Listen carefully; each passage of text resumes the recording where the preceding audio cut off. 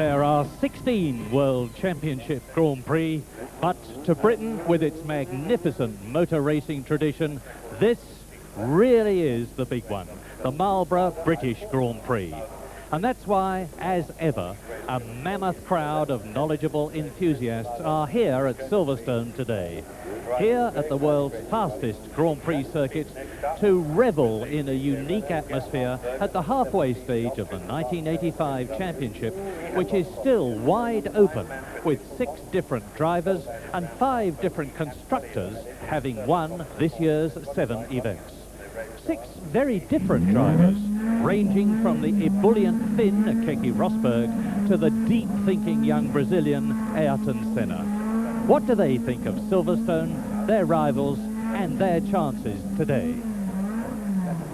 There's obviously a lot of full throttle stuff in Silverstone, so you don't have nobody has fuel consumption problems anymore if they're sensible enough to run the right power what it takes to finish the race. It depends then on what sort of display system they have, how well they're informed about it, but fuel is not a problem. Too much power might be a problem. I think Williams and Keke is a very good chance to win, but I think my car is very good. The ending of my car is very good. We have a big problem. I think everybody has a big problem about the fuel consumption.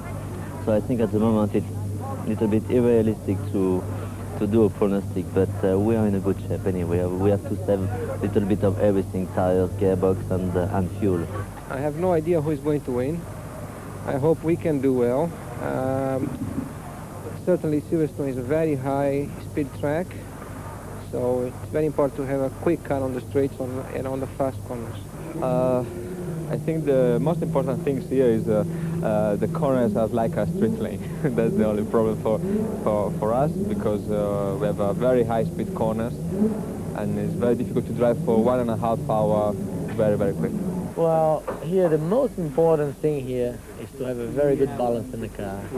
If you have a perfect balance in the car, you can win the race. But if anything goes wrong, so a little bit understeer, oversteer, you wear the tires and nothing can do it. The most important thing is make the car perfect to here, and after that to do a good race. Well, Silverstone I think is one of the best circuits at the moment in Formula One, because he has good fast corners where you can make your car going quicker through. It's very nice. I mean, I like it. About the winner, I think I'm going to win this race. Well, we'll see, but there are other likely winners today, especially world champion Niki Lauda, second fastest in the warm-up this morning, and Ferrari's Stefan Johansson. And what of the British drivers?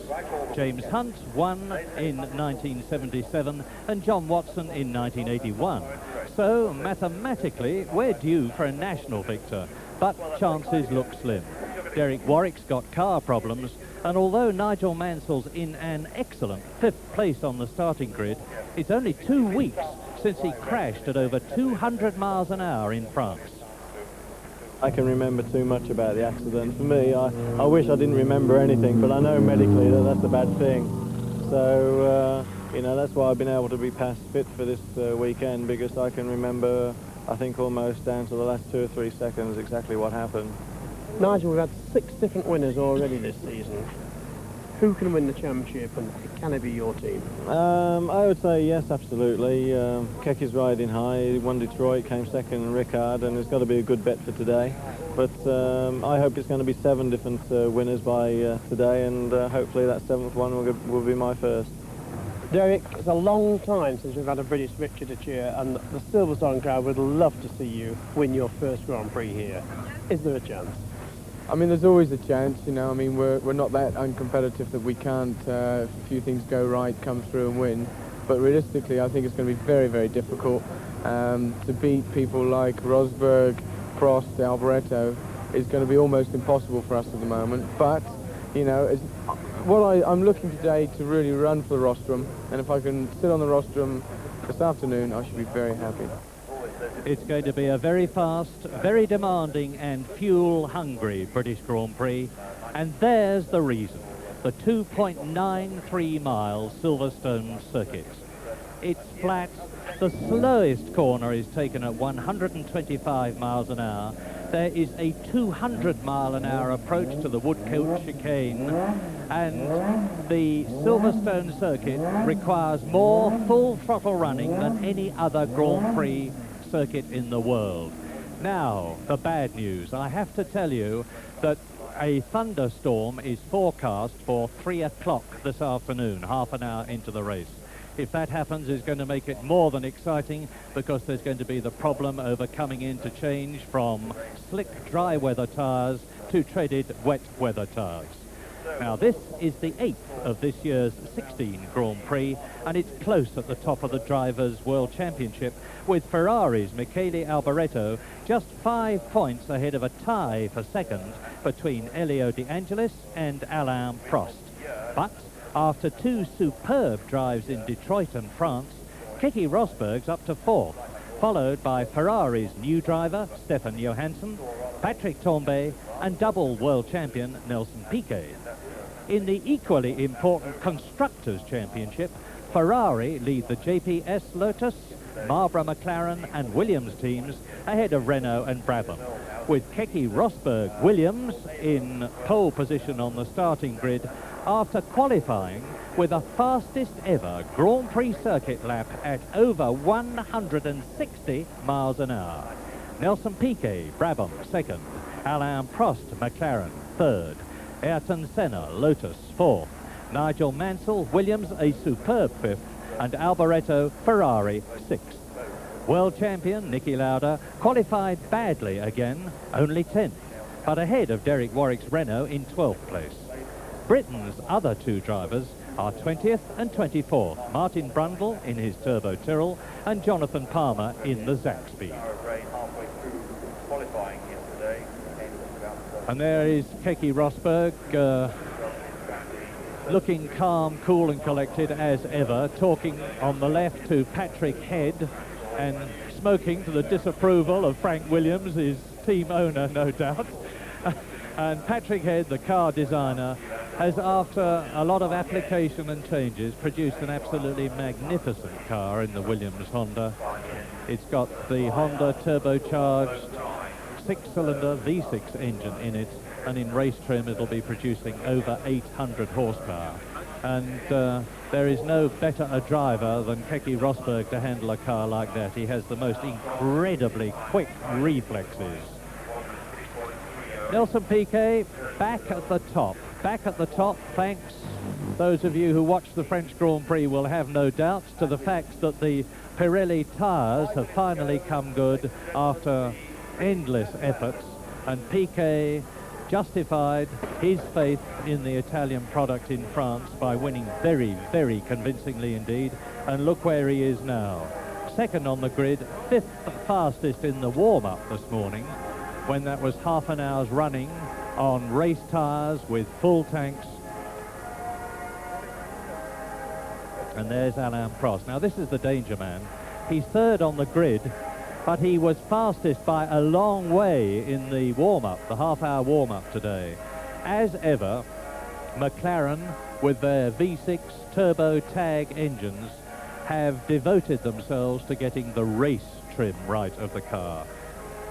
Not worrying too much about practice, but getting high enough off the grid to make sure that Prost is in a challenging position when the lights go to green.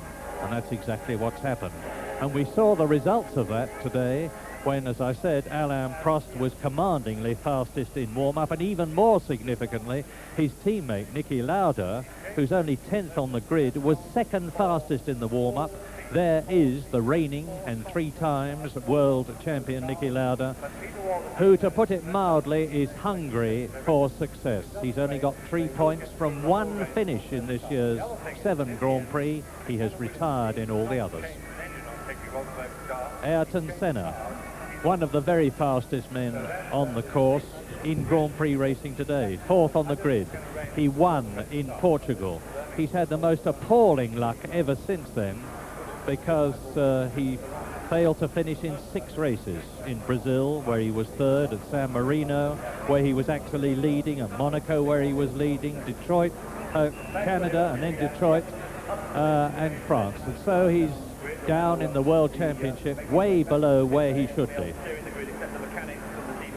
Nigel Mansell, now this is marvellous news because he's in 5th position on the grid after, as I said earlier on, the fastest ever accident in a Grand Prix car in the history of Grand Prix racing at the Paul Ricard circuit, when Mansell went off at over 200 miles an hour, stopped dead in less than 5 seconds, and was very severely concussed. But he's been home to his home atmosphere in Port Erin in the Isle of Man.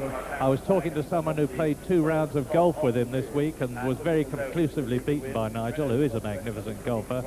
So Nigel is in excellent shape, and so is James Hunt.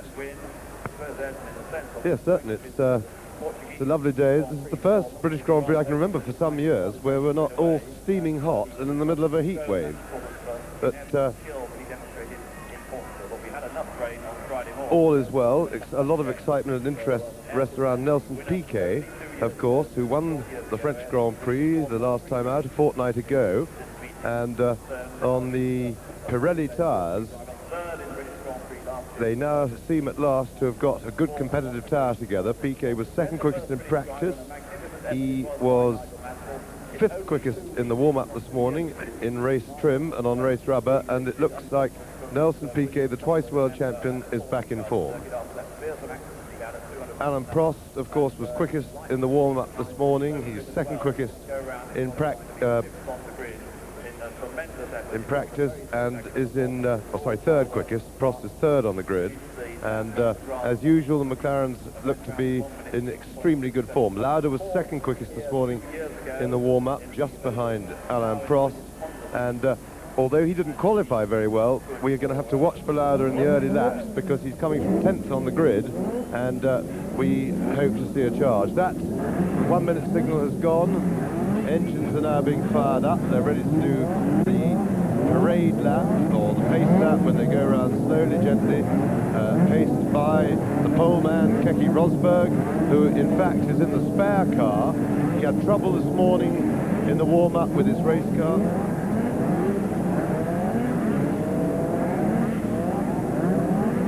And in just a moment, they've got 30 seconds to go. They'll get a green flag, and Keke will then lead them round for one lap that they'll use to warm up the tyres. They, of course, come back onto the grid, engines still running, and as soon as all the grid has formed up in position, the starter, Derek Ongaro, will put on the red light, and then 4 or 5 seconds later, we'll get the green.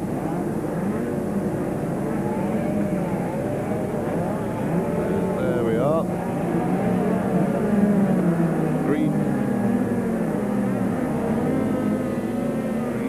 As they go away. De Angelis had a bit of a shunt this morning in his Lotus when he was tripped up by Martini, who we've seen at a few races this year, like a mobile chicane, tripping up the quicker drivers.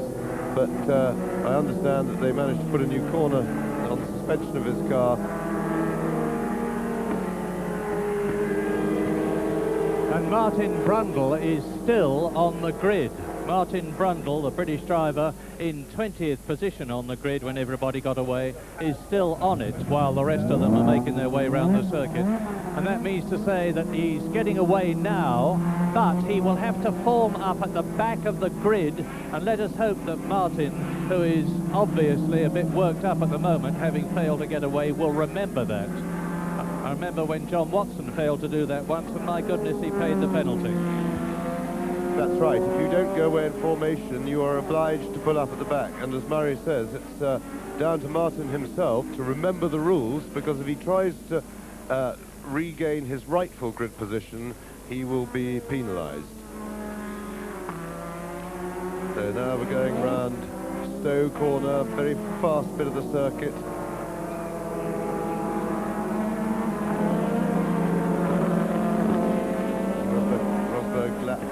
At over 160 miles an hour. Yesterday, Silverstone really is very fast with these cars now. They're getting up to just on 200 miles an hour on the straights, and they're getting pretty frighteningly fast around the corners. To average 160, you've got to be going pretty quickly around the corner. Some of the drivers are taking the chicane now in 4th gear, which is something like 130, 140 miles an hour for a little right, left, right wiggle. Now coming round Abbey curve, which is taking completely flat out. You see the cars weaving about. They're trying to get a little bit of heat into the tyres. It's quite a cool day, so they'll want to get their tyres nice and warm for the start. Then up the final straight under the bridge, and then braking down. Now Rosberg, you see nearest the camera, who's slowing it right down, and he's doing that so he doesn't have to sit on the grid too long. He wants the field to bunch up behind him, because these cars, there's a little practice start for Keke there, but these cars, you see, they don't have the chicane there for the start, obviously, because the grid goes right round Woodcote Corner. But Rosberg doesn't want to sit on the grid too long, because remember, they need air through the radiators, they need to move, there are no fans on these cars, and of course the drivers keep them in gear, and the clutch starts to overheat if you leave it in gear with your foot on the clutch too long, because of a little bit of drag. So here come the field into position. As soon as they're all stopped and all those yellow flags are down, the starter will put on the red light. And I'm glad to tell you that Martin Brundle knows his rules and is staying at the back of the grid. 66 laps, 193.5 miles.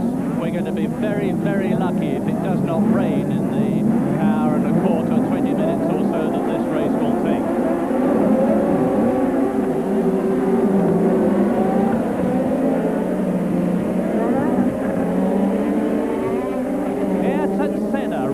Alongside a brilliant start, taking the lead by passing Alain Prost and Keke Rosberg, one of the finest from, and off goes, well, I can't see who it is, but it's one of the Ferraris is off. It's Johansson off on the very first lap, and one of the Renaults was off. It was Patrick Tambay. Yes, that's Tambay. Right front corner has completely disappeared, so that's a very short British Grand Prix for Johansson and Tambay. And we also, I noticed, and Rosberg challenging, but Senna holds on into Stowe corner, short squirt down to Club corner. Niki Lauda, incidentally, was very slow away from the grid and is almost last. He didn't seem to get the car moving properly, and so watch, there is Lauda on, using all the road quite near the back, and Lauda, I would think, will be undergoing a big adrenaline charge now, so watch for Niki. And Nigel Mansell is in 3rd position behind Ayrton Senna, the leader, lap 1. Keke Rosberg in 2nd position, Mansell is 3rd, Prost is 4th, De Cesare is 5th, Piquet 6th, Alboreto 7th, De Angelis 8th, Derek Warwick in 9th position, and there is Niki Lauda going through the chicane, or was, as you see, Warwick far be well up, and the race very much on now, and that was one of the finest starts I have ever seen in Grand Prix racing.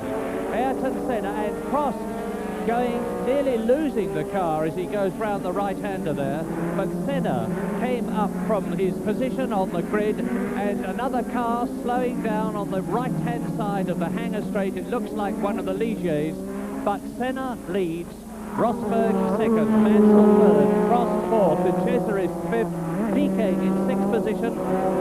De Angelis has gone up to 7th, ahead of Alboreto in 8th place, and Rosberg is trying to get up alongside Ayrton Senna. Now, in the half-hour warm-up this morning, Senna had all sorts of problems, but comparatively minor ones with his JPS Lotus, with its Renault engine, and he's coming now through into the chicane on the 2nd lap.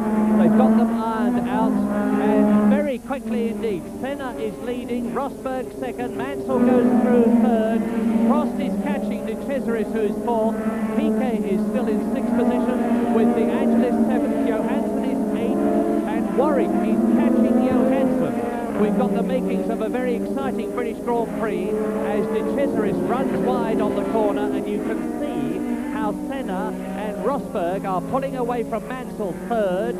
There is De Cesare 4th, Prost 5th. So De Cesare is doing extremely well, and Alboreto has now got Derek Warwick right behind him. Hanger straight. 185 miles an hour. Senna, Rosberg, Mansell, De Cesare.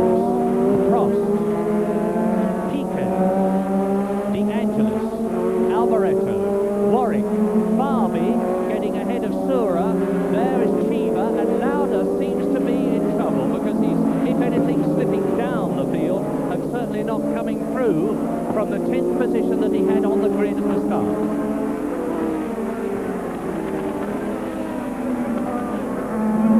So they go through a complete third lap, but the drama was at Cops Corner on that first lap, and let's look at it again as Senna goes through, and in the background you will see the Ferrari on the left of Stefan Johansson, and you see Patrick Torbé's car coasting up alongside him with the right front wheel missing and another car going off in the background. But now back with the race, Senna with Rosberg right behind him. Don't forget the fuel is going to be a problem. It's a crippling pace that Senna and Rosberg are setting. Are their engines going to be able to last on the 220 litres of fuel that they're allowed? They are not allowed to refuel. We are expecting them to come in for tyre changes, even if it doesn't rain, because most of the competitors on Goodyear tyres are on C compound, which is fairly soft. The Pirelli users tend to be using a harder compound, which could give Nelson Piquet, for instance, a charge and a benefit at the end of the race. Now, end of lap 4 coming up, Senna and Rosberg. And this is a 135-mile-an-hour stretch, believe it or not. From now here, it's down the straight to Cops at 160 in 4th gear. Down to 4th gear now to Cops, 135 miles an hour. Now towards Maggots, the sweeping left-hander, which leads down to Beckett's, which is the slowest corner on the course. 125 miles an hour. 3rd gear, Senna leads, Rosberg second. Yes, Rosberg looks to be in very good form. He's in 2nd place, but I get the feeling that if he can get past Ayrton Senna, when he can get clean air onto those wings around these very fast corners where the wings really matter and really work, I think he will be able to go away. But overtaking here is very tricky. He'll need a mistake from Senna, and Senna is now experienced enough that he's not going to willingly provide him with that chance. But the man of the race at the moment so far is Andrea De Cesaris, who is running in 4th place, and he's got ahead of Prost. He was quick in the warm-up this morning, and Rosberg goes a little bit wide. He missed his turn into the chicane, and you see how much ground he's lost as a result. However, I don't think it'll take him long to make it up again, but a small mistake by Rosberg, not an important one.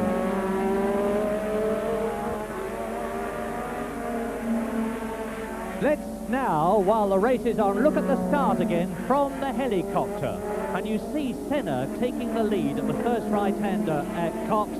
You see behind him the red and white Marlboro. Now look and see what happens to the Ferrari of Stefan Johansson and the yellow Renault. There is the Renault of Torbé going off the course. He's already driving off the course, and there is Johansson's Ferrari. Now, we still haven't been able to work out exactly what happened, but presumably it was a coming together of the two. Either way, they are both out, and we're back on lap 6, and it's still Senna leading, Rosberg second. But, in case you missed it, Andrea De Cesaris in the Ligier on its Pirelli tyres is up into 3rd place. Mansell is in 4th place.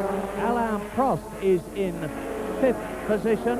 So Prost is slipping down through the field, as is his teammate Niki Lauda, and so things are not at the moment looking good for the Marlboro McLaren cars. Yes, and Lauda is putting on a storming drive, because from starting almost last, he had trouble getting away. He's now up to 9th place, and Lauda is definitely the man to watch. He's storming through the field. And there's the man he's chasing. Ayrton Senna, who has had, that's kicking Rosberg, but Ayrton Senna has had such appalling luck this season. He, like several others in this race, really deserves a win. He won in Portugal in that appalling wet weather. He's had 3 pole positions this year. He's had 6 front row of the starting grid positions, and now this is the battle for 3rd. In the blue Ligier, higher than he's been this season, Italian Andrea De Cesaris. 4th is Alain Prost with his titanium skid plate striking sparks from the bump on the Hangar Straight. 5th behind him is Nigel Mansell. So there's a right royal battle going on for 3rd place between the Renault-powered Ligier, the TAG-powered McLaren, and the Honda-powered Williams, all of them V6s.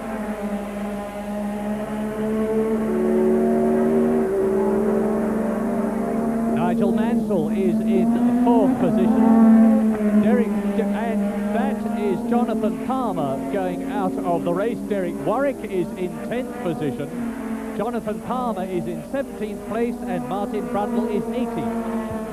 And for those of you who are wondering, it's quite all right. His steering wheel did not come away in his hand while he was driving, and it's not the reason for his retirement. They are detachable because, as you can see just by looking at the cars, they're pretty difficult to get in and out of, and it makes it a lot easier if there's no steering wheel in the way.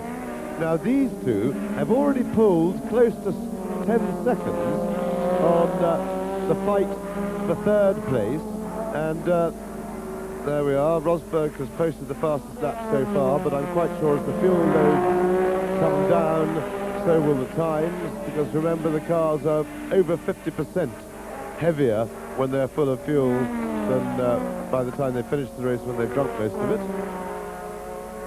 But Nigel Mansell looked to be in a bit of trouble. He was in third place. He's now dropped back to fifth and looks to be struggling to hold on to the battle behind. So, something like 10 seconds before the next lot come through. And as Prost having a little look at De Cesaris, look at the chicane, and this is certainly a very encouraging performance by Andrea De Cesaris, and also for the Ligier team. And for the record, that 1 minute 13.4 lap of Keke Rosberg's is a new lap record. It's about a second faster than Alain Prost's 1983 lap record in a Renault. But as James said, they're going to be going a lot quicker as the fuel load lightens and the race speed increases. Keke Rosberg there, still in second position. And we're keeping a very weather eye on the sky, because the clouds are lowering, they're getting darker, and Alain Prost is charging towards Andrea De Cesaris, still behind his gearbox, still in fourth position, but pulling away, as you can see, from Nigel Mansell's fifth. Both the Williams Hondas then are still in the top 5.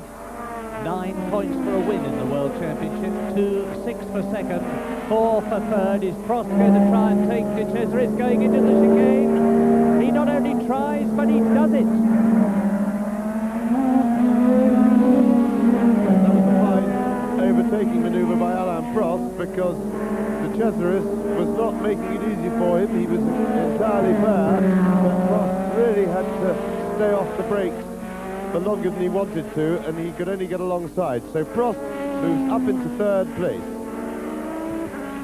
Yes, he is. Let's look at it again as Prost comes under the bridge, moves to the right, and is alongside Andrea De Cesaris' Ligier, so that the Italian was unable to close the door. Prost had got the right line into the chicane, and De Cesaris has to tuck in behind the wing of the Marlboro McLaren. But hats off to the Ligier team, because with the advent of Gérard Larousse, ex-Renault, and Michel Tétu, ex-Renault, and a mammoth budget which has been engineered by Guy Ligier, they're getting their cars really right.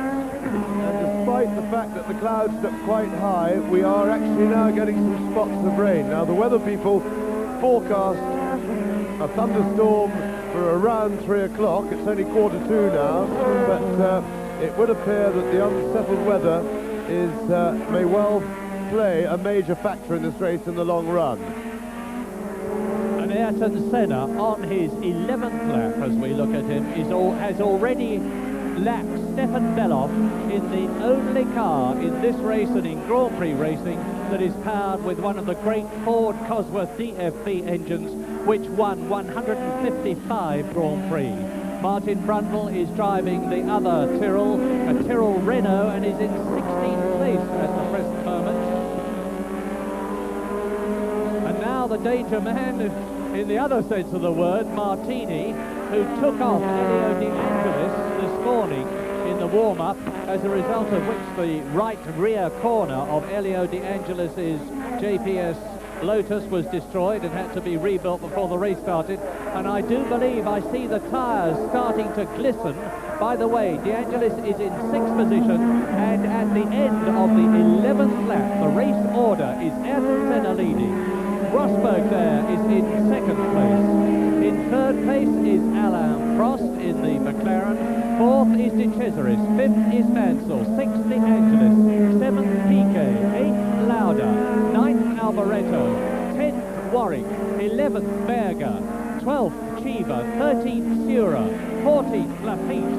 15th Boutsen. 16th Brundle. And then Patrese, Winkelhock, Martini and Beloff. And Martini and Beloff have already been lapped.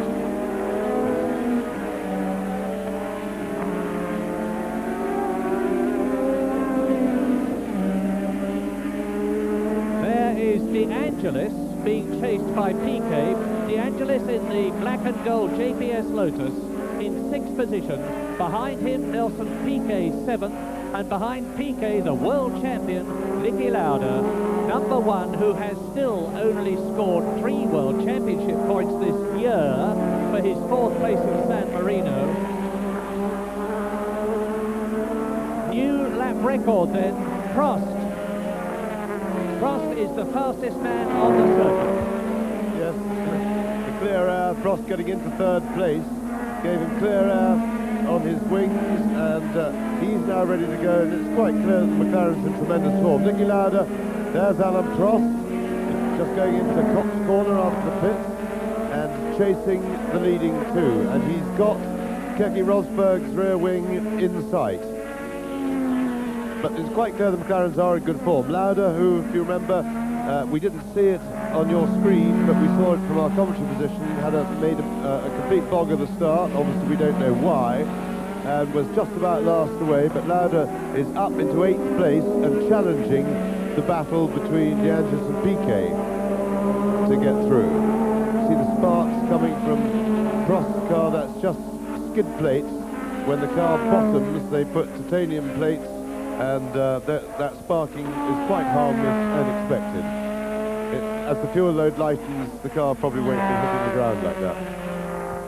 Ayrton Senna's just coming through to complete his 13th lap, and I'm going to take the gap between himself and Prost. There's no doubt, as James says, that Prost is catching Rosberg, but is he catching Ayrton Senna? Well, at the present moment, the gap is 10.5 seconds, 10.49 seconds between Ayrton Senna in the JPS Lotus, the man you're looking at now, and Alain Prost, who is in 3rd position, and the 2 of them are sandwiching 2nd place man Keke Rosberg, who won in Detroit and was 2nd in France. And as they came past us, Niki Lauda has overtaken Nelson Piquet, which moves him up to 7th place, and Elio De Angelis is going into the pits very, very slowly with a dead engine. So it looks like, there is De Angelis, it looks like the end of the day's work for Elio.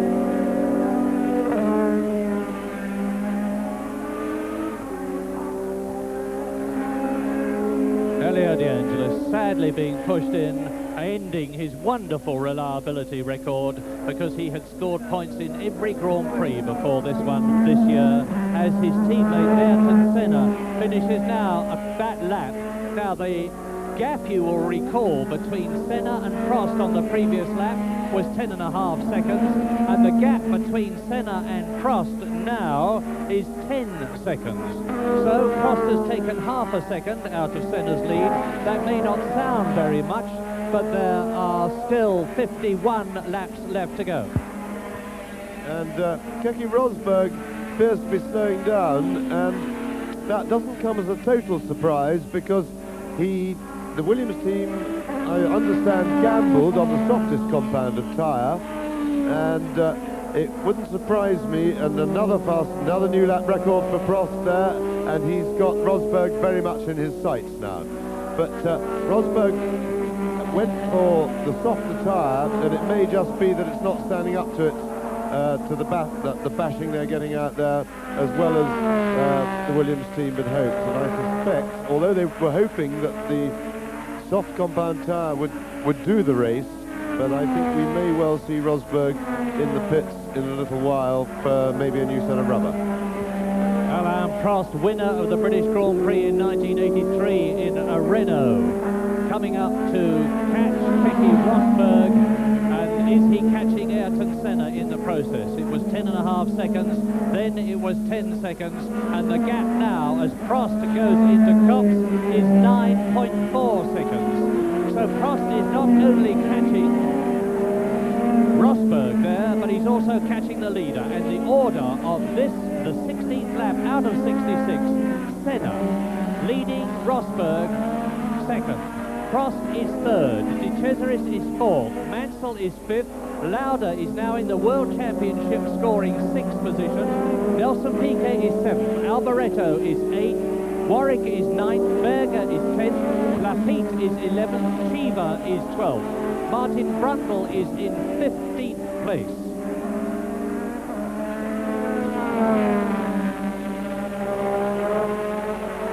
It's not going to be very long now before there is a new second place man. Watch car number 2, the red and white McLaren of Prost. Well, the interesting thing is going to be, well, Prost having a look down the inside, and he's made it. I was going to say that we might be having a repeat of the French Grand Prix when the prodigious straight line speed of the Williams Honda made it terribly difficult to pass. But Prost has done it really at the first attempt. He's got inside Rosberg, breaks him into the chicane, and progresses on his journey to chase Senna almost unmolested. With now, I would estimate a gap of about 9 seconds, maybe less. But Ayrton Senna is not going to give up lightly. He'll know exactly what the score is. Now here is Alain Prost, replay, taking Keke Rosberg as they come up to the chicane. Rosberg actually appeared to move over and let Prost through. He could have held the line, but he didn't. And I think that Keke Rosberg has decided that he's not in the fastest car on the course, and he's going to soldier on and not try and block Alain Prost. They were both complimenting each other on their driving manners in that marvellous last lap of the French Grand Prix when Keke Rosberg went storming through and took second place from Rosberg on the last lap. Rosberg could have blocked him, I suppose, but he made no effort to, and Rosberg went up to him afterwards and thanked him. And here is the race leader, Ayrton Senna. He's already lapped the Ram there, and he's closing up on Riccardo Patrese, the Italian, in the Alfa Romeo, and Nigel Mansell is coming into the pits. Now, it'll be interesting to see what they do with Mansell, because, as I said, the Williams team gambled on the soft tyres, and I think there's a good chance that he's going to change his tyres and maybe go on to the intermediate compound instead of the very soft. Here's Mansell coming down to his pit.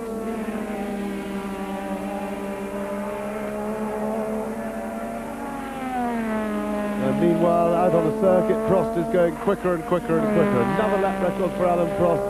The times, as we imagined they would, are coming down and down as the cars get lighter, because it really does make a critical difference and a measurable difference. So Prost lapping at over 147 miles an hour now, and he is definitely closing on Ayrton Senna. And Mansell looks to have more trouble than tyre trouble. They've got the engine cover off, which means, and they're turning the back wheel. I would suspect he's got some sort of transmission problem, because they were fiddling around the gearbox and drivetrain area of the car. So it looks a little bit terminal, or at least end of the serious day. And there is a very smoky blur in the background. It looks like Eddie Cheever's Alfa Romeo, but we'll take confirmation on that. But of course it means that 1 minute 11.6 seconds lap of Prost at 147.4 miles an hour is getting close to a 150 mile an hour lap record at Silverstone. And now Niki Lauda is at it, 111.59, 111.59.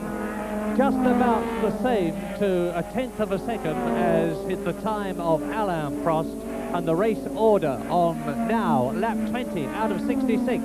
in the British Grand Prix. Round 8 of the World Championship. Senna leads by 7.5 seconds now. Prost there is catching him, second. This is Niki Lauda in 5th place. Third is Keke Rosberg. 4th is De Cesaris. 6th behind Lauda is Nelson Piquet. 7th is Alboreto. 8th is Derek Warwick. And you can see that Lauda is gaining hand over fist now on the Renault-powered blue Ligier of Italian Andrea De Cesaris, who is in 4th place. And it looks as though McLaren, who have been out of the top results for a little while, because the Brabham won in France, the Williams won in Detroit, the Ferrari won in Montreal, and the last win for McLaren was at Monaco, and we got so used to seeing them win everywhere last year. 7 wins for Prost, 6 wins for Niki Lauda, who, in spite of winning less races than Prost, won the World Championship. And now McLaren are back in the hunt. And there's the hunter, world champion Niki Lauda, 3 times. 1975, 1977, 1984. Soon, I think, to be 3rd. And in the pits, Barry Gill is with Nigel Mansell.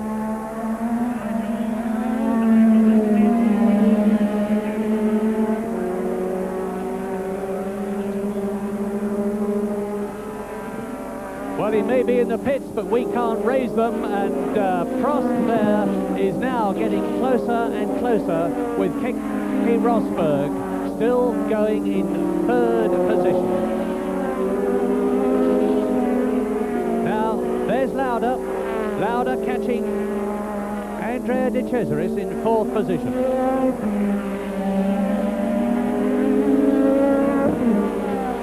I'm watching the gap for Niki Lauda, who at the moment is some 24 seconds behind Ayrton Senna. And I think the important thing is going to be Lauda's gap to the leader, because he and teammate Alain Prost are clearly the 2 quickest cars on the circuit at the moment. And ultimately, and there goes Lauda. Just passing the Cosworth Power Turrell, which of course... And going into Kopp's corner. Rosberg is in trouble. I think Rosberg has blown up. There was a telltale puff of smoke from Keke Rosberg's Williams. Rosberg as he went into Kopp's corner, and I suspect that Keke Rosberg is out of the British Grand Prix at Kopp's corner. And that means to say, if that is so, that Andrea and now Lauda is past De Cesaris. And while we wait for confirmation on the Rosberg situation, it looks as though Niki Lauda is now in 3rd position, with De Cesaris in 4th place. The race led by Ayrton Senna, now 8.3 seconds ahead of Alain Prost. So Senna has got the message, and Prost is not at the present moment closing up on Ayrton Senna, the race leader. But the drama now is that both Williams are definitely out of the British Grand Prix.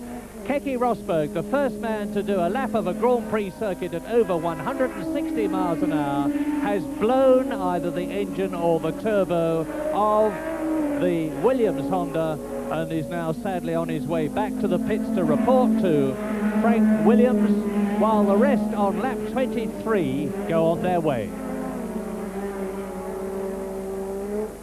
And now we can have Barry Gill talking to Nigel Mansell. Nigel, it doesn't seem to be a very good day for the Cannon Williams team. First of all, what happened to you? Well, basically, I had a big vibration on the back of the car, and then going down the straight when Niki was catching me, the revs jumped up on the clock, and basically the clutch was slipping very badly. Vibration got worse, and if you don't stop, you'll just blow the back end of the car apart, so I had to come in the pits. Very unlucky, Nigel, after all the efforts you made to be in this race. Yeah, very disappointed, because I'd picked the harder tyre, and the Goodyear tyre people just told me that I'd picked the choice right, because they were starting to slow down on the front, and I was keep going. Nigel, bad luck, but it was good to see you here. Thanks for talking to us. Back to you, Murray. Well, as you see Ayrton Senna there going round Cops, Alain Prost is within 4.5 seconds of him. Alain Prost is coming up through the tail enders as we look at Mark Sura. There is Ayrton Senna, and Alain Prost is getting to within sighting distance of the black JPS Lotus Renault. Watch for the red and white car coming round. There it is. Now, the car in the lead coming towards you is the leader, Ayrton Senna. The red and white car who's got to lap the arrows, and Martin Brundle in the Tyrrell Renault. Number 2 there is Alain Prost in second position, and he has dramatically closed the gap with Rosberg having gone out to about 4 seconds between himself and Ayrton Senna. And I remind you that out of this race already have gone Patrick Tambay, Stefan Johansson, Jonathan Palmer in the Zach Speed, Elio De Angelis, Nigel Mansell, Rosberg and Alio. Well, I've just been looking at the clouds. The weathermen said now, 3 o'clock, for thunderstorms and such like. It's got a little bit darker, but the clouds still look quite high at the moment, so it doesn't look as if we're going to get a cloudburst immediately, but we are in stormy weather and it could brew up pretty quickly. And I'm quite sure that the drivers will be taking a lot of interest in the visor. That's the first time you get that it's raining. You see it splashing on your visor, and I'm quite sure that experienced drivers like Prost and Ayrton Senna will be not only looking at their visors, they'll be looking at the clouds and keeping themselves well ready for the rain. And if the race does have to be stopped, it's reached a point now where they would normally restart it and declare the race in the end on the aggregate time of the 2 parts, and the second part would run whatever distance was necessary to make up the full race distance of 66 laps. However, that's academic. Here is Senna going through. That is Prost in the red and white McLaren, who's got ahead of one of the arrows, and the gap is 4.8 seconds. It's a little less than shown there because I've just worked it out as they went through, and Niki Lauda is indeed in 3rd place. So the Marlboro McLarens are 1st and 3rd. That is Prost in 2nd place. The Marlboro McLarens are 2nd and 3rd. My apologies to Ayrton Senna. Andrea De Cesaris is still 4th. Piquet 5th, Alboreto 6th, and Warwick is 7th now. As I said a few laps ago that we should keep an eye on the gap between Niki Lauda and Ayrton Senna, and the gaps remain pretty static. It was some 24 seconds then, and it still is now. Of course, it can be a little bit distorted by traffic because the leaders are now in amongst the back markers, so the leader gets held up first, then he gets clear, and somebody else gets held up afterwards. But we will keep reporting to you on that gap. And it does look as if the race has settled down pretty much. Prost, although he's catching Senna, or when he has a clear run he does, he's not catching him very fast or very much, so I don't anticipate. You see, he's in sight, but he's been for some time. Now, Prost is the second of these 2 cars, so he can see Senna on the circuit, but they're pretty evenly matched, and so is Lauda behind them. And you'll notice as we watch the Brabham of Mark Sura, who is in 10th place, being lapped by the 2nd place man Alain Prost, that we haven't said much about Michele Alboreto, who is, after all, leading the World Championship in the Ferrari. Well, he's in 6th position as Senna comes down the Hangar Straight at close on 185 miles an hour. Prost now in 2nd place with nothing except the course between him and the race leader. And Senna is coming up to Gerhard Berger's Arrows. That's the buff and brown car there. Gerhard Berger, the Austrian driver, who, if anything, is quicker in the Arrows team. And there is Alboreto. Alboreto, the World Championship leader, is in 6th position, some 52 seconds behind Ayrton Senna, but only about 3 or 4 seconds behind Nelson Piquet, who's in 5th place. It's interesting, the Ferrari situation. They were going very, very well early in the year, got enough to put Michele Alboreto into the lead of the World Championship. But over the last couple of races, they seem to have lost their way a little bit. They did a very strange thing for a team of their experience and professionalism in the French Grand Prix by turning up to a Grand Prix to do some testing. They arrived with a new front suspension, which was not a success, and they seem to have lost their way ever since then. They got rid of it after the Friday practice in France, put the car back to the old specification, but they never, from that moment on, they really seem to have been a little bit in the wilderness, and this is being shown by Alboreto's form here. He's been quick, but he's never really been fully competitive, and he's clearly struggling a bit now. However, don't count Alboreto out of the race yet. Remember, Ferraris probably have the best reliability record in the business, and the chances are that he will be there at the end, even if he's not very quick, and will be able to pick up a few places as other people retire. So watch Alboreto catching Piquet and listen to Barry Gill talking to Keke Rosberg. Keke, a very disappointing race after such a magnificent practice. What happened? Yes, in the beginning I was able to hang on to Senna, but then if I would have kept his speed, I would have been destroying my tires. So it was better to sort of run my own pace, and everything was looking good, and then I think a turbo or something like that failed. But very disappointing after two such good races. Had to happen one day. Keke, thanks for talking to us. Back to you, Murray. Keke Rosberg is such an incredibly pragmatic realist. It doesn't matter whether he wins or retires, he takes it all in his stride. And now Prost is taking this in his stride.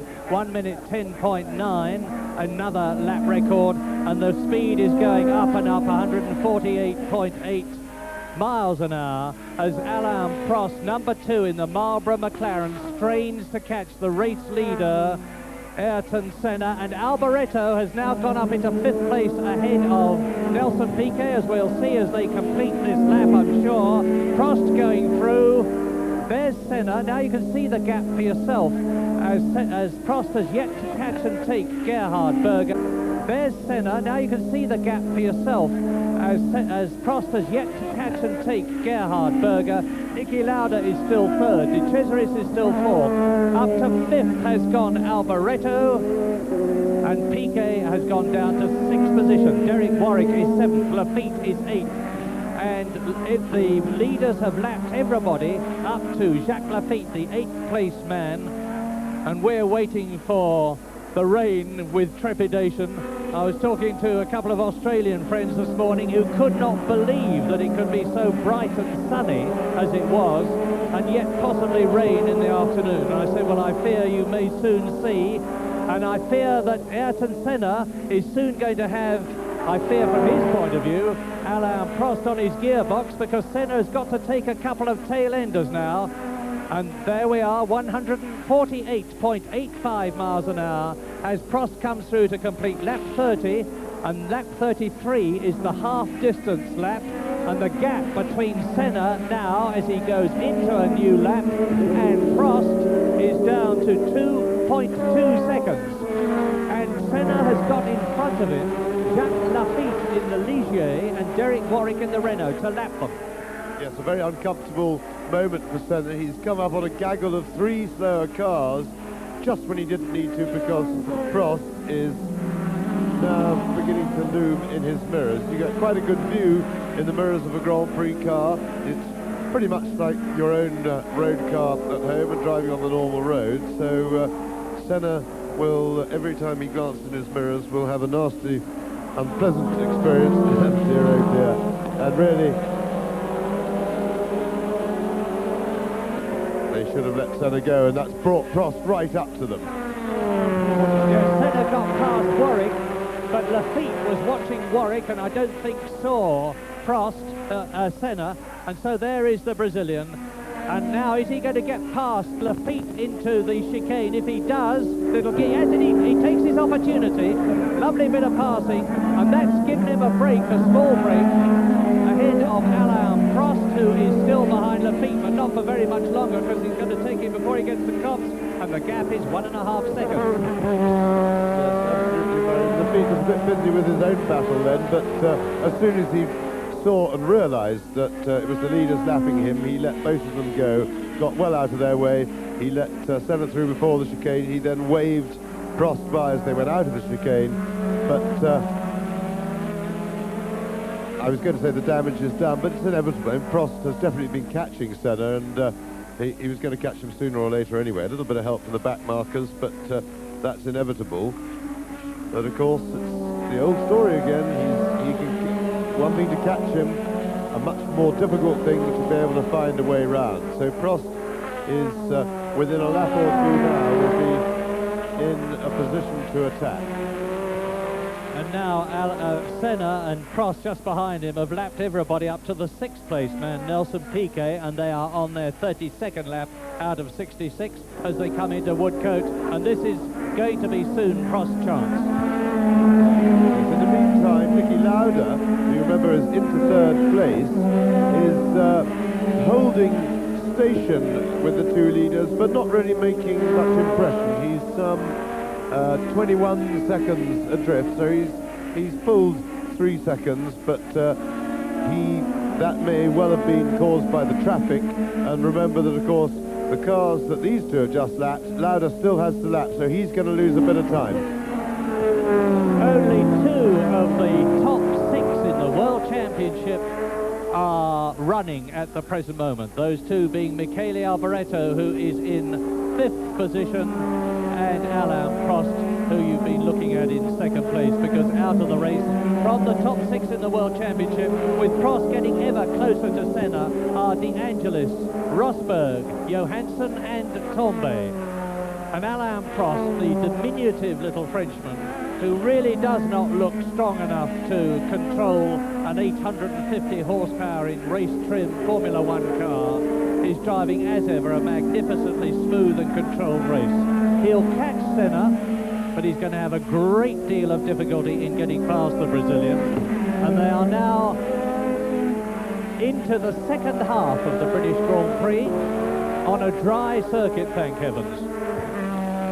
There's a little bit of fluid coming out of the gearbox, or the breather that hangs over the gearbox on Prost's car. If you watch him out of the corner now, you may just see there's a bit of a puff out. That time it was all right, but round Cops it was puffing a little bit.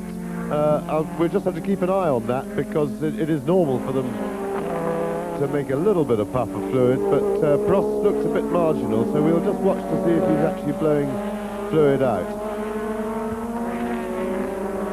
Now let's enjoy this as they come. Senna, young Ayrton Senna, number 12, 25 years old, from Menorca in Brazil, and 30-year-old Alain Prost from Saint-Croix in Switzerland, although he is of course a Frenchman. And this was where Prost nipped through and passed earlier on. Not Senna, of course, but he's very, very quick on that corner. And Senna has again got the problem, and it's Martini in front of him. I say that with some trepidation, because Martini is famous for not using his mirrors and for taking people off, and Senna makes sure he gets past him pretty darn quick, and Prost does the same thing. I think Martini is trying so hard to see where he's going now that he's wandering about all over the circuit. That's right, in view of the fact that he limbered up this morning by taking Elio De Angelis off in the warm-up. But funny enough, I think he must be a bit chastised by that, because that's the best he's behaved when being lapped that I've ever seen. He actually noticed the leaders coming up behind him and quite unexpectedly got out of their way. So well done, Martini. Yes, here, here. And well done, Ayrton Senna and Alain Prost, who are putting on a magnificent show of forceful Formula One Grand Prix driving at Silverstone in front of this enormous crowd. And here is Prost again, coming up to the chicane. He's not close enough there to get past and take Senna, who has completed his 36th lap now.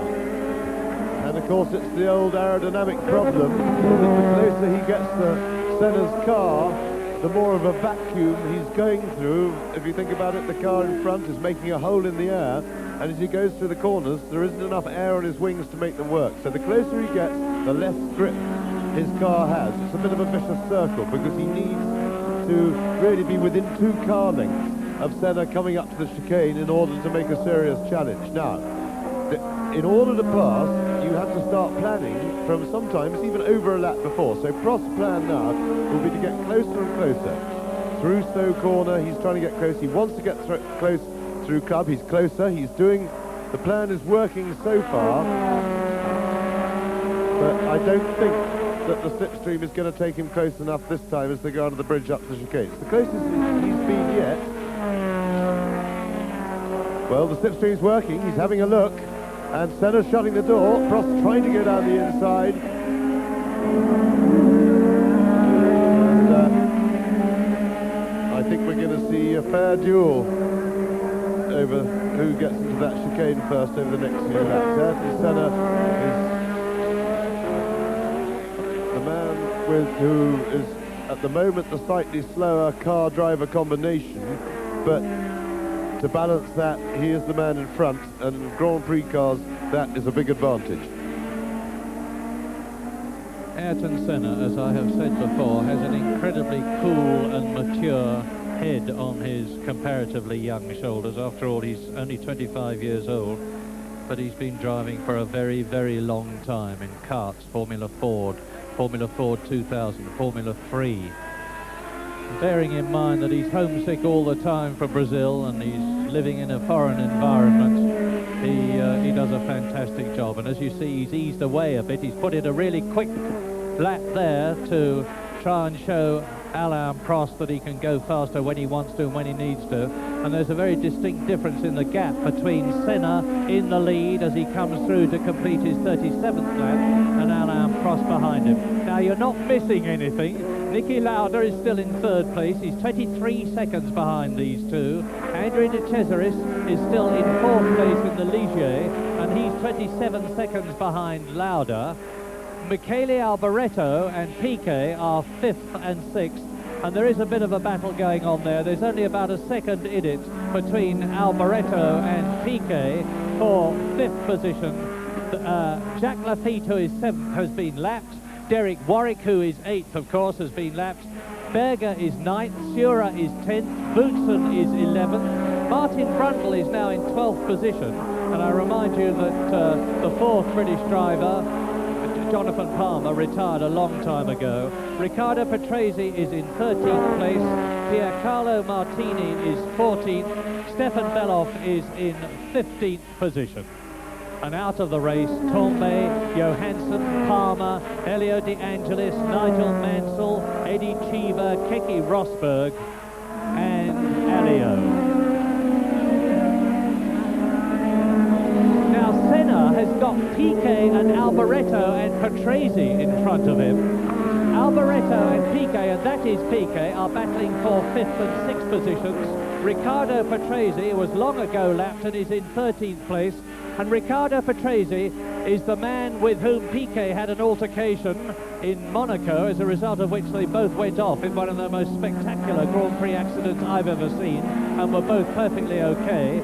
So now Alboreto 5th in the Scarlet Ferrari, Nelson Piquet 6th in the Brabham, have passed Patrese, who is ahead of the race leader Ayrton Senna, who moves to the right of the Alfa Romeo, but Patrese holds the line, and it gives Prost a chance to get ever closer to Ayrton Senna as the Brazilian takes Patrese at just the critical moment to ensure that Prost had to back off a bit, but now Prost is passed and Ayrton Senna is closing up on the 6th man, Nelson Piquet. They're coming through to complete lap 39 out of 66.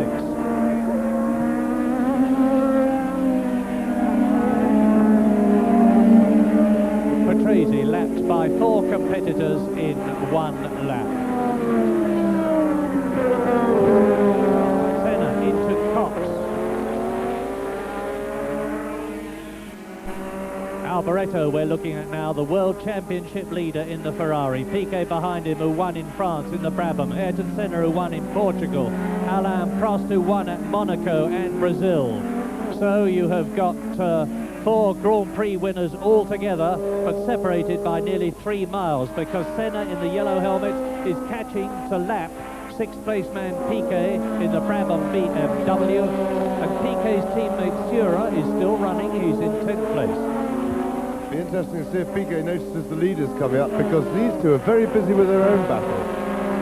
Piquet and Alboreto have been battling for many laps now in a pretty similar situation to the two leaders coming up behind. Senna is now looking for a way through, but he's not going to be given it. Senna. I don't think Piquet particularly saw him, but of course, as soon as he came alongside, he made room and realised.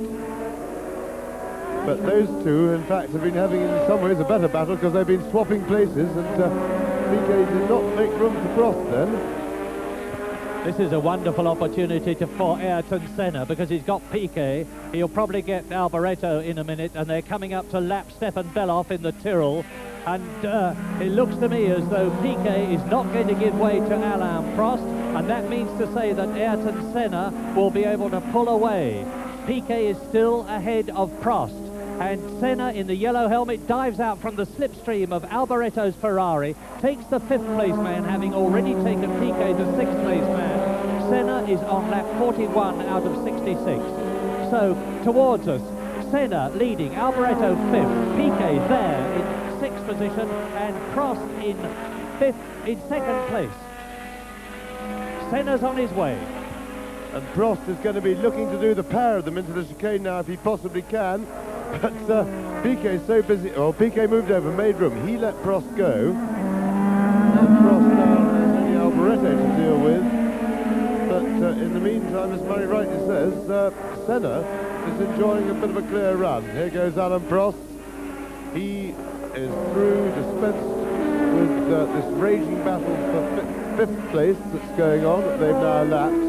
And the two leaders now have a clear track in front of them, so a chance for Prost to get back onto Senna's tail. He's not going to be in position this lap to have a go at the chicane, which is his obvious, most sensible passing place, but by the time they come round and complete another lap and a half, I suspect that Prost will be ready to challenge again. Ayrton Senna deserves to win this race.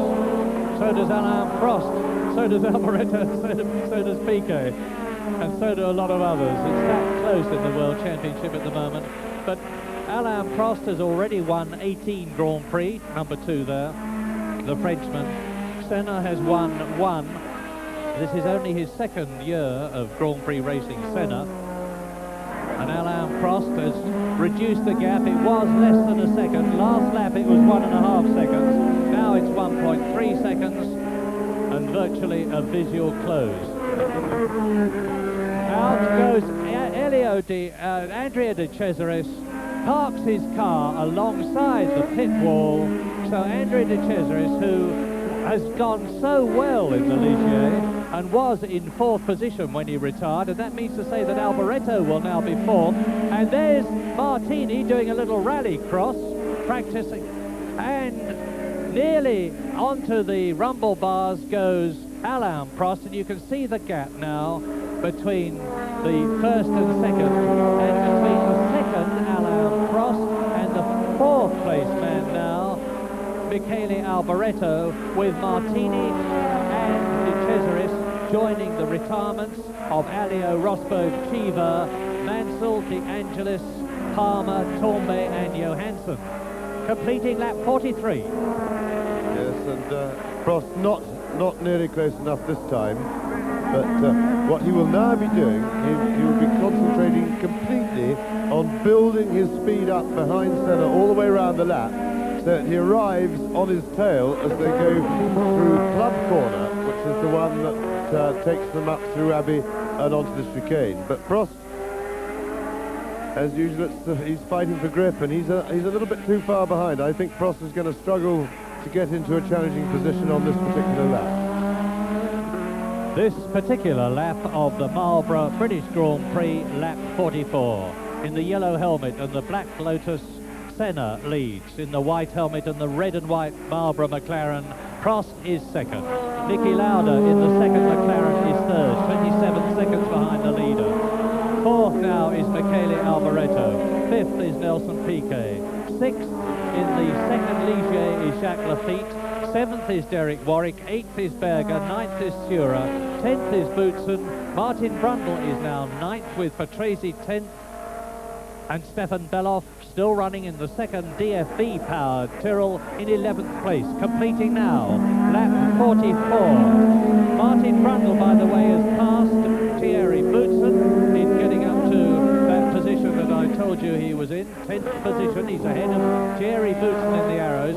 A fine drive by the Englishman in only his second turbocharged Grand Prix. And Senna seems to have control of the situation at the present moment.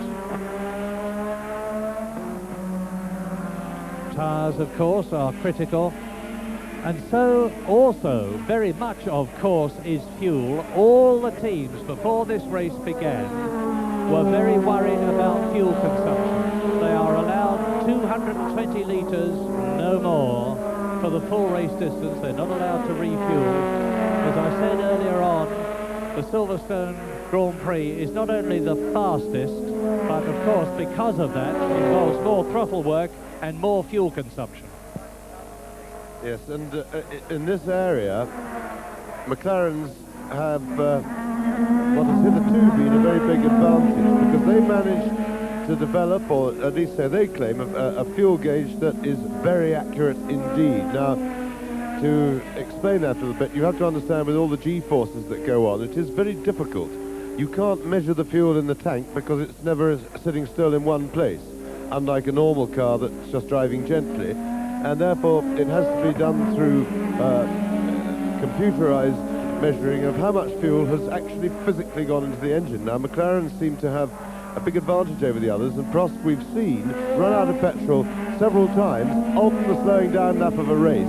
So they've got it taped. Now, Senna does not enjoy this advantage, and it could be that Prost can just push him into using too much fuel, because as we understand it, or certainly up until very recently, unless the Lotus team have come up with a new system, he hasn't had nearly as accurate information available to him as is available to Alan Prost. There's no doubt that Prost will be able to judge it to within really a litre or two of petrol, whereas Senna doesn't enjoy that advantage. And when it's this close, that can be very critical at the end of the race.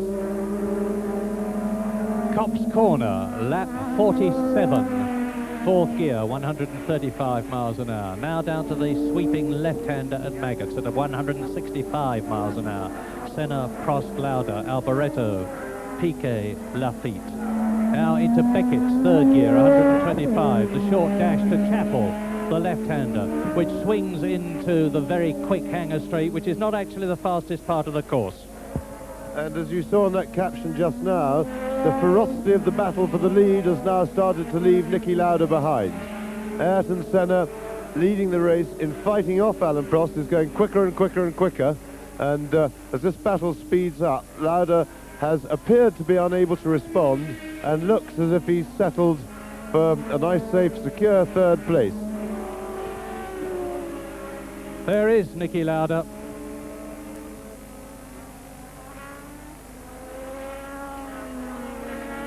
Third position. And I wouldn't put it above Alain Prost just to be driving tactically. He's an incredibly cool thinker in the cockpit. And a lot of people wonder what the drivers do apart from driving the car when they're in a Grand Prix like this. The answer is they think very, very hard indeed about race tactics. And Alain Prost will be watching that fuel monitoring equipment of his very carefully indeed. He will be getting pit signals as he goes past the crowded grandstand in front of this massive crowd at Silverstone. And he will be computing in his mind how the fuel is going in relation to the number of laps that are left and the gap that there is between himself and Ayrton Senna, with Niki Lauda third and dropping back 39 seconds. The leaders have lapped everybody up to Lauda. Alboreto is fourth, Piquet is fifth, Lafitte is sixth, Warwick is seventh, Berger is eighth, Sura is ninth, and Brundle is still 10th. Well, I've just been looking at Ayrton Senna's lap times over the last 8 or so laps, and one of the measures of the skill and quality of a Grand Prix driver is his consistency of lap time, and Senna's lap times have been absolutely immaculate.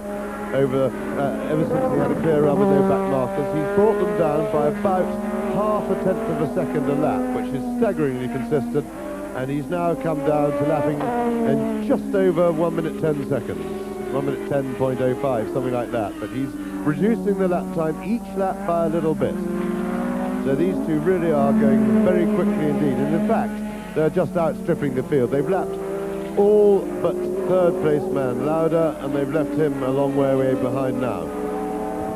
13 out of the 26 starters are left on lap 49 with 17 laps to go, including this one. They being Ayrton Senna, there, the leader, Alain Prost second, Lauda third. Only those three are on the 49th lap, because everybody else has been lapped. Everybody else being Alboreto 4th, Piquet 5th, Lafitte 6th, then Derek Warwick 7th, Sura 8th, Berger 9th, Brundle 10th, Boutsen 11th, Patrese in 12th position, and Stefan Beloff 4 laps behind, but still running. And there he is with Senna bobbing out of his slipstream to lap him yet again for the 5th time. And 13 drivers out of the race, the latest of them being Andrea de Cesaris, who was at one time running in a strong 3rd position.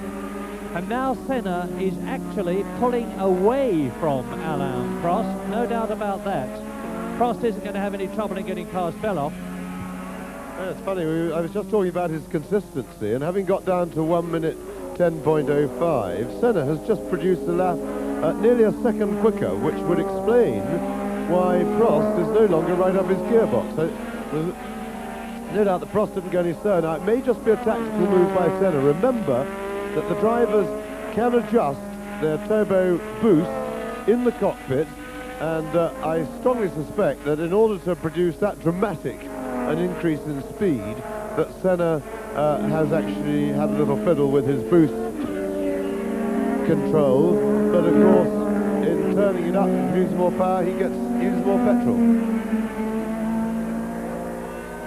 If Alain Prost finishes in 2nd position, he'll add 6 points to the 26 he's already got, giving him 32, which would mean that Michele Alboreto would still be leading the championship if he finished 4th. Now we're going to have a very careful listen to Senna's engine as he comes past our position next time on the start-finish line, because his engine sounded a little bit rough then as he went through the chicane.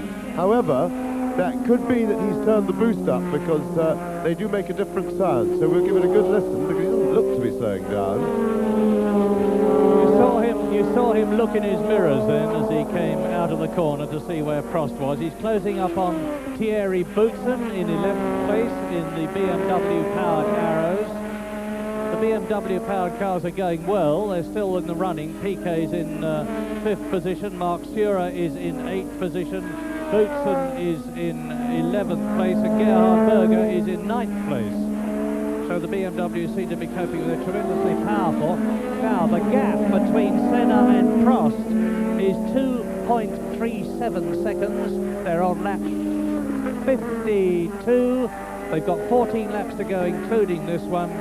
Senna, unless Prost has got something in reserve, which I'm beginning to doubt, looks as though he's in control of the race. And he passes Boutsen. No problem there.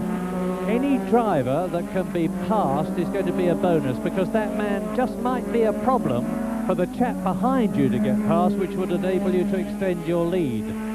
You, in this case, being number 12 there, Ayrton Senna, and it would be the 3rd JPS win this season if he won, because Elio De Angelis has won, don't forget.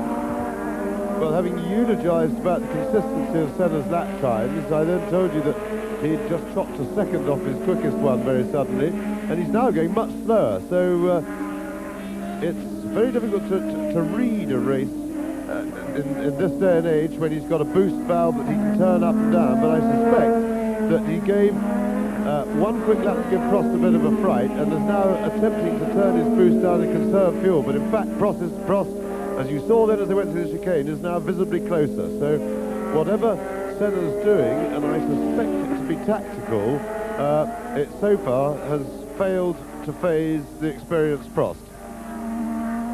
2.7 seconds to gap.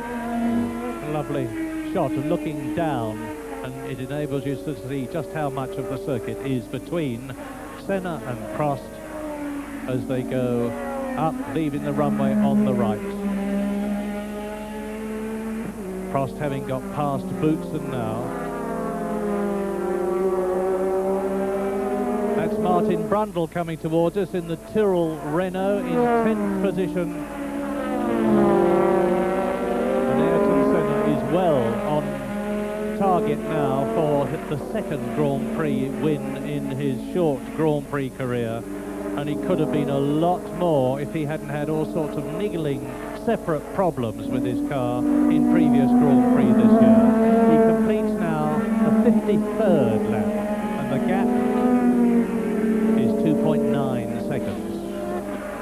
Martin Brundle, an impeccable young driver in only his second season of Grand Prix racing, and his first season of real Grand Prix racing in today's turbocharged era, because last year he was in a Tyrrell with a Ford DFE engine. Now, am I wrong? Is Martin Brundle going to move over and let Senna through or not? Martin looking in his mirrors. Senna trying to go first to the left, now to the right, and Senna is, I think, being held up, or was. But Martin moves over, Senna is through. Now Prost has got the problem, because Martin Brundle in the Tyrrell Renault is not all that much slower than the JPS, which has got exactly the same kind of engine in it, a V6 turbocharged Renault.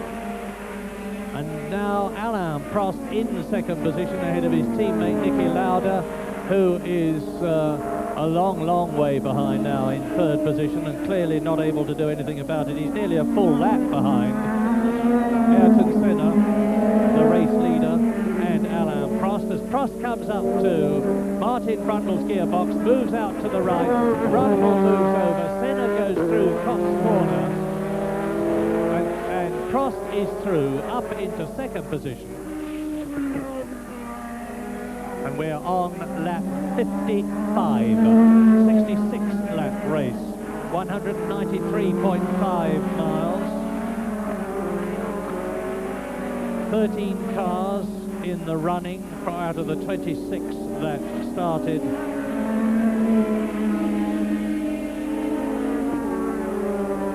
And the question is, can Senna stave off Alain Prost in the British Grand Prix? Michele Alboreto has still got Nelson Piquet behind him in the 6th position, but it doesn't look as though there's going to be a change there. And we've still got the fuel consumption problem to think about, as have, of course, the drivers. Senna is the chap who's potentially the man most likely to be affected, and Senna's engine sounded rough to me again there, James. Absolutely, I was just going to grab the microphone off Murray to say exactly that. As he went past our commentary position, his engine sounded very rough. However,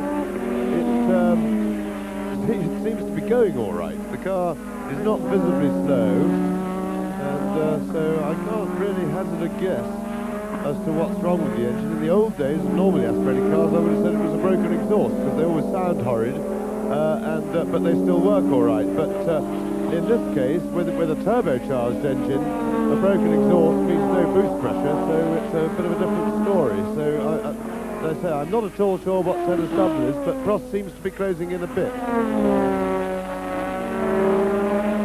Well, just as a battle is going on for first place between Senna there and Prost, so a battle is going on for 5th place, and this is it.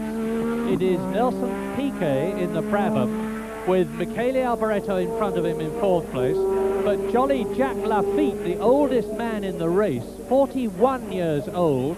He lives in Stoke Poges, actually, although he's very much a Frenchman, in his French Renault-powered Ligier. He's closing up on Nelson Piquet in a season when a lot of people have accused Jacques Lafitte, I think unjustly, of coasting these days, because he's expected to retire at the end of the 1985 season. But Jacques Lafitte, who never bothers too much about qualifying, certainly goes for it in the race when he can smell a chance of success, and he can smell that now. He's in 6th position, which gives him a World Championship point. If he could get ahead of Nelson Piquet, that would make it 2 points. They are both on Pirelli tyres, which is another significant pointer to the fact that the Italian firm is getting really on top of the problem of making the right tyres, not only for qualifying, but also for Grand Prix racing, albeit the first 4 competitors in the race are on Goodyear tyres. So, Piquet, double world champion. And Lafitte is now through. Jacques Lafitte is through, and Alain Prost is right up with Senna.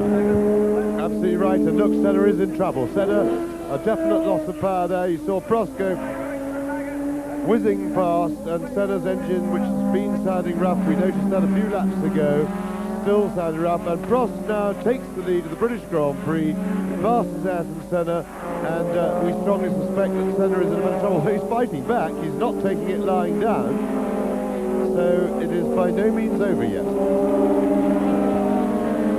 And it's going to be very interesting in World Championship terms between Prost now leading with a potential 9 points to add to the 26 he's already got, and Michele Alboreto, who's on 3 points for 4th position at the moment, which would give him 34 points in total, and it would mean that Prost would lead the championship by 1 point. But there's a lot of buts in motor racing, and now Prost is going through to complete lap 58.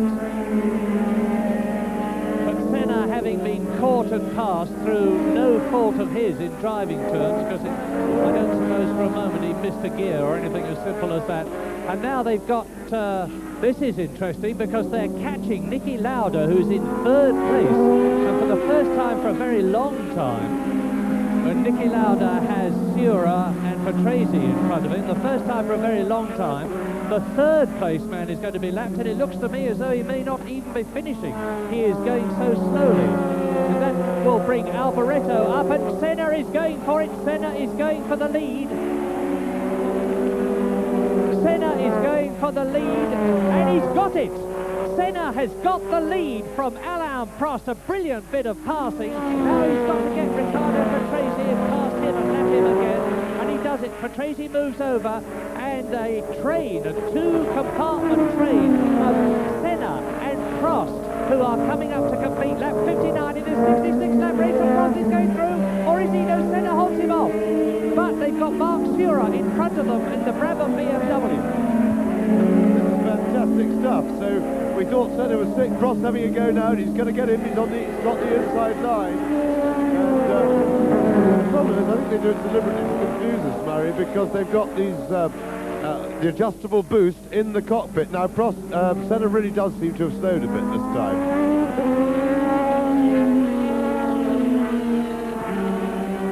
And this is Senna regaining the lead as they went down into Stowe Corner.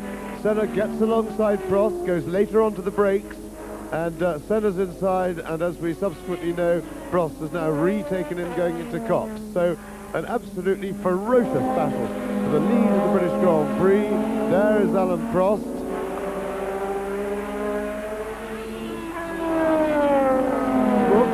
And he's having the door slammed in his face, slapping the back markers. Prost at the back of the group, but he's pulled a fair bit of distance on Ayrton Senna. And of course it's very hard for us to know exactly who's got what sort of problem, because they keep winding their boosts up and down, and I suspect they do it to annoy us. It's Mark Sura in front of him in the Brabham, but Senna is now going very, very, very slowly down the straight. There he is in the background. Ayrton Senna is slowing, and he's going to stop, I think, and retire. He's going so slowly now in front of the pits. He's got his visor up. Ayrton Senna's race is run. Another bitter pill for the Brazilian, having, as he has in virtually every Grand Prix this year, led only not to finish yet again. And this is going to be the 7th retirement in 8 races, and he walks despondently, downcast, away from the car onto the pit balcony. And here's Sura still with Prost behind him, and now the interesting thing is that Prost has got Alboreto behind him. Yes, well, no desperate rush for Alan Prost now. He won't be under any pressure. He will probably have realised that Senna is out and that the main battle is over. But with 5 laps only left, one immediately wonders if Senna maybe just ran his boost too much. Remember I was saying earlier that the fuel gauge, or certainly up to a few races ago, the Lotus was not a particularly accurate piece of equipment, and maybe that Senna has misjudged his fuel load. It's only speculation, but I do speculate that Senna might have run out of fuel. And you've got the import, I'm sure, of the fact that Alboreto being there, because Niki Lauda is now out.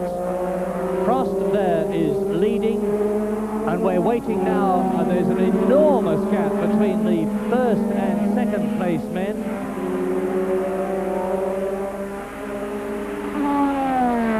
With in second place Michele Alboreto, in third place is Jacques Lafitte, in fourth place now is Nelson Piquet.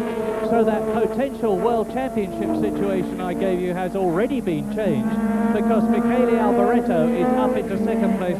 By the way, Elio De Angelis has rejoined the race. We thought he'd gone in to retire, but they've obviously, and you see 2 stricken cars there, the Lotus of Ayrton Senna and the Ligier of Andrea De Cesaris parked against the pit wall. But now lap 63 in this 66-lap race, and you're looking at the race leader, Alain Prost, who is on his way now, number 2, to his 19th Grand Prix win. A quite incredible performance. It's only his 81st Grand Prix win, and in terms of percentages of wins to Grand Prix drives, this puts Alain Prost right up amongst the very top Grand Prix drivers of all time, with 7 second places, 5 thirds, 12 fastest laps. He's at the present moment got 232.5 Grand Prix points, and he's going to come up now and underneath the bridge into the chicane to complete his 63rd lap. 3 laps to go for Alain Prost now. And there's Derek Warwick ahead of Alain Prost. Derek Warwick in the yellow and blue Renault, the second of these 2 cars. The first of them is Elio De Angelis. Derek Warwick is in the points now. He's in 5th position. And my surmise earlier that Senna had run out of fuel, I apologise to him and to the Lotus team. Apparently, we just heard from the pits that he had engine trouble. We don't specify what, but I presume it wasn't the trouble caused by having no petrol. We heard the engine go off for a few laps before. It was misfiring and making a bit of a funny noise, so that is not a surprise. So Senna was beaten by engine trouble, and that was most unfortunate, because we really had a magnificent battle for the lead, and it's a great shame that it should be resolved in such a way that Senna doesn't even get any points for it. Indeed it is. Here is the man who is going to get the points if he just keeps going as he is for another 2 laps. Alain Prost exits the chicane, crosses the line, completes his 64th lap, starts his 65th and last lap but 1, and he's lapped everybody that is left in the race. Michele Alboreto 2nd, Jacques Lafitte 3rd, Nelson Piquet in 4th position in the Brabham BMW. So it's a McLaren leading, a Ferrari 2nd, a Ligier 3rd, a Brabham in 4th position, a Renault in 5th in the hands of Derek Warwick, and Mark Sura on his way to scoring his first World Championship points since he joined the Brabham team, with Gerhard Berger in 7th position. His teammate Boutsen is now out of the race. Martin Brundle, still going strong, although he's been lapped twice, is in 8th position, the leader. Well, it's all overbar the shouting for the quiet, imperturbable, cheerful little Frenchman that they call the Professor because he's so dedicated to his craft of Grand Prix racing, which he has got to by way of being European kart champion, junior world kart champion, Formula Renault champion of France, and now he's on his last lap. From Formula Renault he went to Formula 3 to become the Formula 3 champion of Europe. Then he joined Formula 1, and the checkered flag is waving at this point now. So to our consternation, it looks as though the British Grand Prix is being finished on the 65th lap, but whatever, Alain Prost is the winner from Michele Alboreto in the Ferrari in second position, Jacques Lafitte in third place, Nelson Piquet fourth, Mark Surer fifth, and Derek Warwick in sixth position.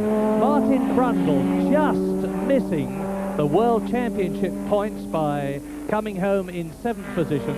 All that very much subject to official confirmation. And Mark Surer now in the Brabham closes right up onto the rear wheels and gearbox of Alain Prost's Marlboro McLaren. Prost goes into the chicane. This is his 19th victory.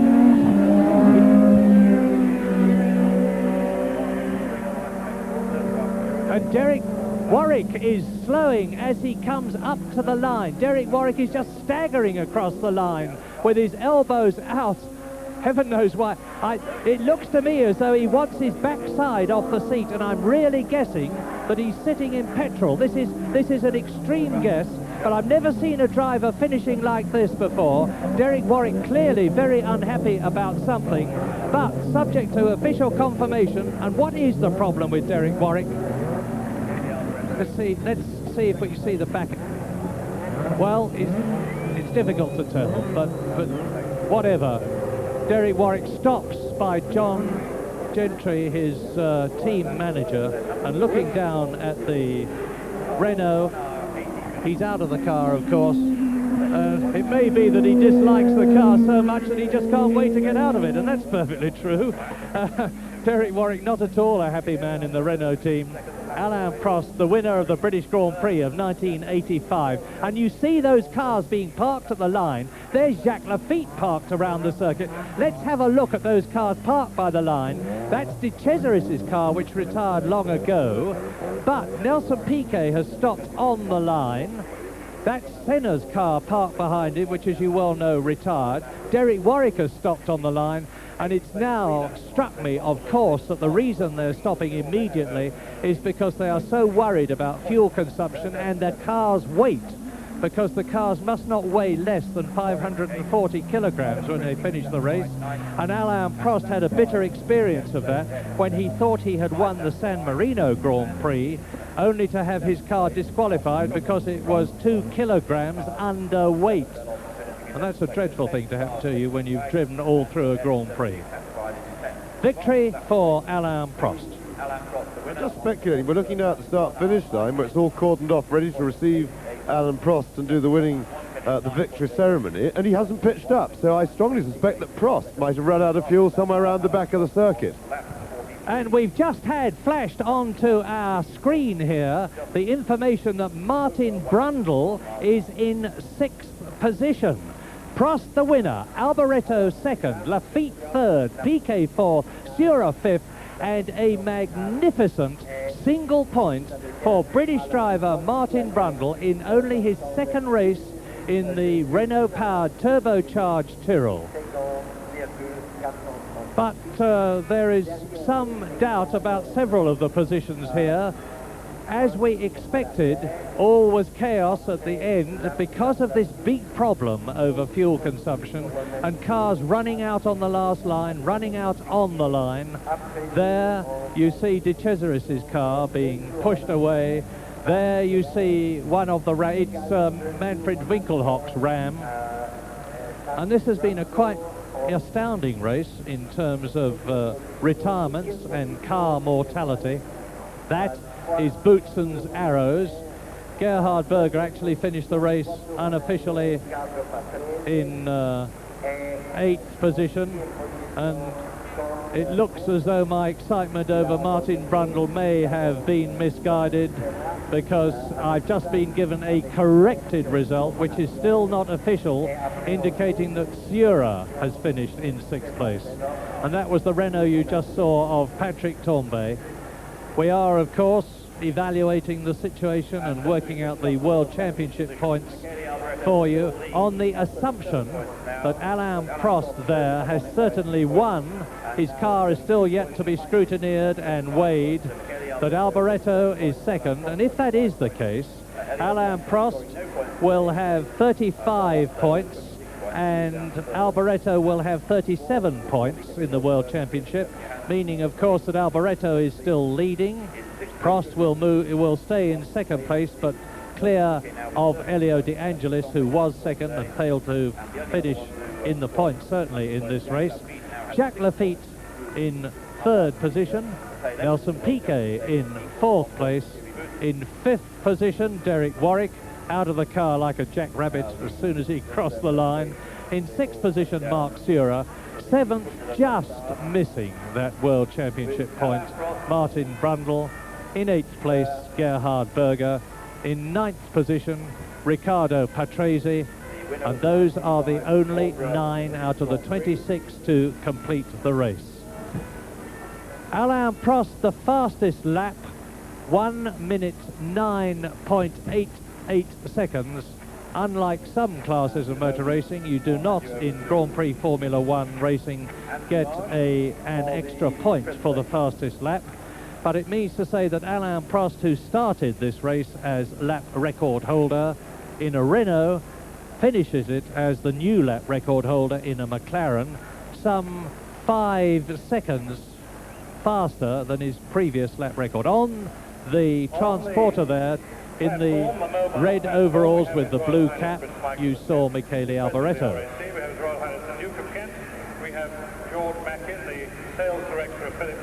Well, here is the World Championship now, and as I surmised, Michele Alboreto, the Ferrari driver, still leads. Alain Prost now by only 2 points. Elio De Angelis, who was in 2nd position, moves down to 3rd, but 9 points behind Prost and 11 behind Alboreto. Keke Rosberg, who was 4th before, is still 4th, but as you can see, the gap is increasing because Rosberg failed to finish, as did Johansson, who is in 5th place. Nelson Piquet got 3 points for his 4th position, which has closed the gap a bit between himself and Johansson, and Piquet's in 6th position. Patrick Tambay in 7th place, Senna 8th, Boutsen 9th, Jacques Lafitte in 10th position. But now, the World Championship at the moment, anyway, with De Angelis showing a propensity to finish rather than win, is very much between Michele Alboreto, the Ferrari man, and Alain Prost. And there is the professor, sometimes called Napoleon. Look at his nose. Alain Prost, looking, as he may well do, very happy indeed. Michele Alboreto on the left always tends to look a bit lugubrious. He's in fact a very happy, cheerful man. And it's His Royal Highness the Duke of Kent who is presenting the awards. Round goes the laurel wreath. Michele Alboreto, yet another 2nd place, because he finished 2nd in Brazil, 2nd in Portugal, 2nd in Monaco, and has been amazingly consistent. And whoops, steady chaps, that's a very valuable cup. Where is Jacques Lafitte, I wonder, on the presentation podium? The answer is not on the presentation podium. Well, Alain Prost has shown yet again that he is one of the most complete, if not the most complete, Grand Prix drivers of the age. It's, as the Marseillaise plays, Alain Prost and Alboreto remove their caps.